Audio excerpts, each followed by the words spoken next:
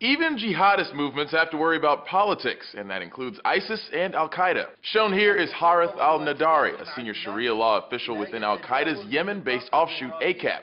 His statement released Thursday is directed to ISIS leader Abu Bakr al-Baghdadi. According to the Long War Journal, what he's saying translates to a condemnation of ISIS for overreaching with its authority, rejecting the idea of an ISIS caliphate. He says it's also causing divisions amongst jihadists. It's a response to an audio recording released by Baghdadi last week.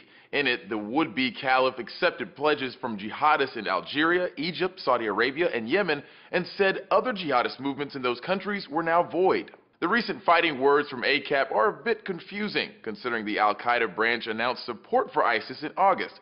But according to one fighter, that support was only for its fight against the West, not for its killing of other Muslims. That hesitant support of ISIS may be in part because AQAP's leader is al-Qaeda's second in command, and al-Qaeda renounced all ties to ISIS in February. But now with Baghdadi trying to assume control over jihadists in Yemen, he's forced AQAP to more publicly side with its parent organization. CNN notes this could prove to be problematic for AQAP, increasing the likelihood of splinter groups who support ISIS forming with AQAP.